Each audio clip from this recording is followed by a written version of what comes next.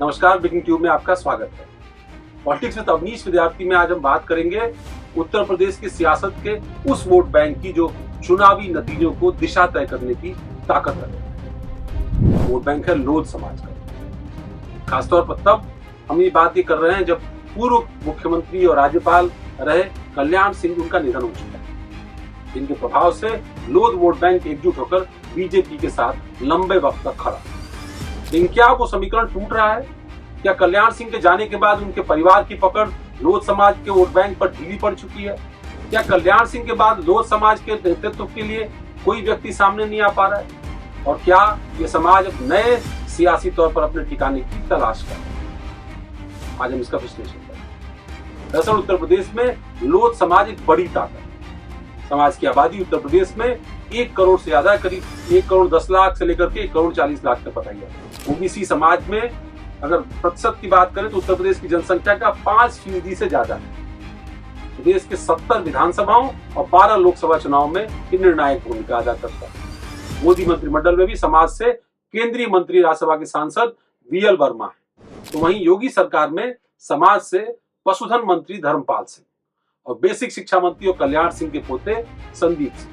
उत्तर प्रदेश में समाज के कुल 23 विधायक थे, इसमें 19 बीजेपी के टिकट पर जीत करके आए हैं और 4 समाजवादी पार्टी के टिकट। 3 सांसद हैं, तो बीजेपी से साक्षी महाराज और मुकेश राजपूत, जबकि समाजवादी पार्टी से अजेंद्र राजपूत चुनाव जीत करके पहुंचे। वो आपको लेकर चलते हैं 1990 के दशक। दरअसल 1990 से लेकर 2010 तक लोध समाज के लिए कल्याण सिंह सिर्फ एक नेता नहीं बल्कि एक प्रतिनिधित्व का चेहरा था। मुख्यमंत्री रहते हुए वे न सिर्फ ओबीसी समाज का चेहरा बने बल्कि हिंदुत्व के पोस्टर बॉय के रूप में भी उभर कर सकते, खासतौर पर राम जन्मभूमि आंदोलन।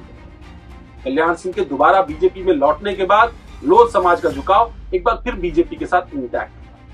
2014 के लोकसभा चुनाव में उनका समर्थन बड़े पैमाने पर दिखाई पड़ा।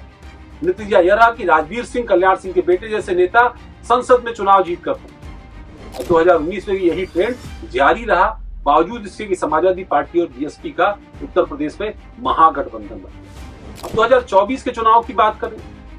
2024 के लोकसभा के चुनाव में बीजेपी को बड़ा झटका। एटा की सीट जो कभी लोध समाज का गढ़ मानी जाती थी, वहां कल्याण सिंह के बेटे राजवीर सिंह चुनाव हार गए। यह हार सिर्फ एक नेता की नहीं थी बल्कि उस विश्वास की थी जो कल्याण सिंह की विरासत पर टिका हुआ। कहीं ना कहीं लोध समाज अब विकल्पों की तरफ देख रहा है और संकेत बेहद साफ है। कई सीटों पर लोध वोट समाजवादी पार्टी या विपक्षी गठबंधन की तरफ झुकता हुआ दिखाई पड़ा, जिसने भाजपा की चुनावी नींव हिलाई। कल्याण सिंह के कैरियर में एक वो भी दौर था जब उन्होंने राष्ट्रीय क्रांति पार्टी आपको याद होगा कि उन्होंने किस तरीके से उसका गठन किया था, किन परिस्थितियों में किया था। उनका टकराव बीजेपी के नेतृत्व के साथ था। उस वक्त लोध वोट तब भी उनके साथ इंटैक्ट रहा, यानी राष्ट्रीय क्रांति पार्टी के साथ इंटैक्ट। खुद कल्याण सिंह एटा से निर्दलीय सांसद थे, हालांकि समाजवादी पार्टी का उनको समर्थन मिला, परिवार में मंत्री पद मिला। वे समाजवादी पार्टी के सम्मेलन में मुख्य अतिथि बनकर आगरा में शामिल हुए थे।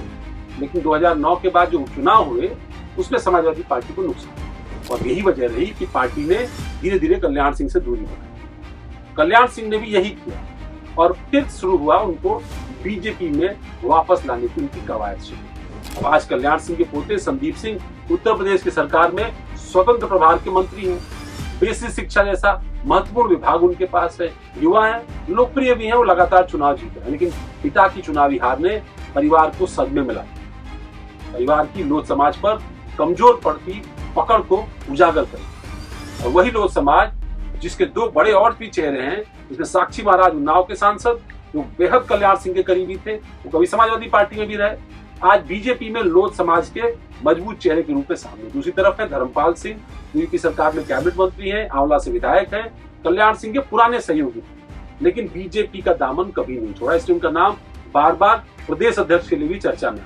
ध्यान देने वाली बात यह है इस पूरे मुद्दे में इन नेताओं का असर सीमित भौगोलिक क्षेत्र तक ही रह गया। पूरे उत्तर प्रदेश में लोध समाज को एकजुट कर पाने वाला, ऐसी ताकत दिखाने वाला कोई नेता दिखाई नहीं। और सवाल भी इस बात का है कि क्या बीजेपी लोध वोट बैंक को इंटैक्ट रख पाएगी? क्या समाजवादी पार्टी और उसका जो गठबंधन है वो इस वोट बैंक में सेध लगा पाएगा? क्या संदीप सिंह जो परिवार का भी अब चेहरा है सियासत में, संदीप लीडरशिप का वो चेहरा बन पाएंगे जो लोध समाज को बीजेपी के साथ जोड़े रखते? 2027 में इस वोट बैंक की एक निर्णायक भूमिका होगी। 2024 के चुनाव के नतीजों ने साफ कर दिया कि लोध समाज अब विकल्पों की तरफ देख रहा है। ऐसे में बीजेपी की पकड़ उस पर ढीली पड़ चुकी और समाजवादी पार्टी ने कुछ सीटों पर इस समाज के वोट बटोरे। यानी मुकाबला अब बेहद खुला हुआ है। अगले 2027 के विधानसभा चुनाव में जो पार्टी लोध वोट को साधेगी उसका सियासी ताज चमक सकता है। ये वोट बैंक है जो समर्थन नहीं देता बल्कि सत्ता की दिशा तय करता है। ऐसे में आने वाले वक्त में लोध समाज का वोट किस तरफ होगा ये देखना बेहद दिलचस्प होगा, क्योंकि ये वोट सिर्फ संख्या का परिचायक नहीं है बल्कि सत्ता का संकेत। लोध वोट बैंक एक बेहद महत्वपूर्ण वोट बैंक रहा है और खासतौर पर मध्य उत्तर प्रदेश, बुंदेलखंड का इलाका और पश्चिमी उत्तर प्रदेश में कई सारे इलाकों में बेहद प्रभाव है। जैसे हमने कहा आपसे कि 12 लोकसभा क्षेत्रों में करीब बड़ी संख्या में विधानसभा क्षेत्रों में लोध वोट बैंक का महत्व है। उन्नाव से लेकर के अगर पूरा इलाका हम देखें बदायूं तक और इधर पश्चिम में हमीरपुर तक आप चले जाइए, बहुत सारे ऐसे क्षेत्र हैं जहां पर लोध मतदाता निर्णायक भूमिका में तो बड़े पैमाने पर, क्योंकि बीजेपी के पास बहुत सारे नेता थे। आपको याद होगा उमा भारती भी लोध समाज से आती थी, वो भले मध्य प्रदेश की थी लेकिन उत्तर प्रदेश में बड़ा प्रभाव था, तो झांसी से एमपी रही है। कल्याण सिंह तो बड़ा चेहरा थे ही। कल्याण सिंह लगातार पश्चिम की पूरी सियासत को प्रभावित करते थे, वो हिंदुत्व के पोस्टर बॉय के रूप में भी सामने आए, ये बात हमने आपको बताई। लेकिन इन दोनों नेताओं के राजनीति में जिस तरीके से इनका प्रभाव कम हुआ, उमा भारती का मध्य प्रदेश में या जो बुंदेलखंड का इलाका है वो सब धीरे धीरे निष्क्रिय होती चली गई है वो।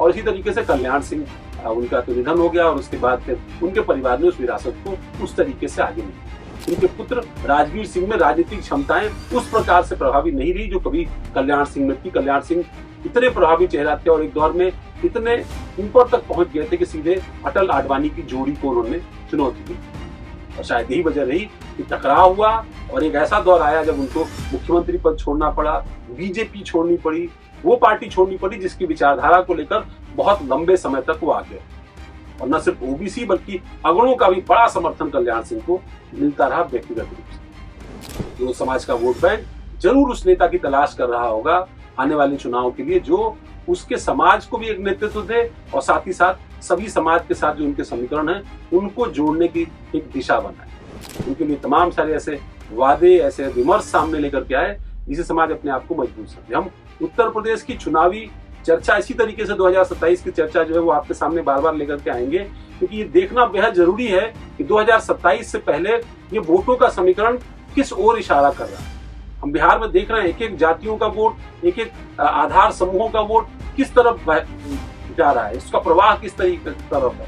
वैसा ही प्रभाव या प्रवाह हमको उत्तर प्रदेश में भी जातियों का देखने को मिला है, चाहे वो कुर्मी वोट हो, लोध वोट हो, निषाद वोट हो, राजभर वोट हो। ऐसे में 2027 से पहले इस गंगा में कितना पानी बहना है ये देखना बेहद दिलचस्प हुआ, इसका विश्लेषण भी बेहद दिलचस्प है। ऐसी तमाम प्रस्तुतियों के लिए आप लगातार देख रहे हैं, ऐसे में आपका बहुत धन्यवाद भी है और आपसे निवेदन भी है कि इस तरीके के एपिसोड और खासतौर पर जो राजनीतिक चर्चाओं वाले, राजनीतिक विमर्श वाले एपिसोड्स इनको जरूर देखिए। हमारे यूट्यूब चैनल को सब्सक्राइब करिए, हमारे डिजिटल प्लेटफॉर्म्स को फॉलो करिए, हमारा हौसला बढ़ाइए ताकि इसी प्रकार के एपिसोड्स हम आपके लिए लेकर आए। नमस्कार।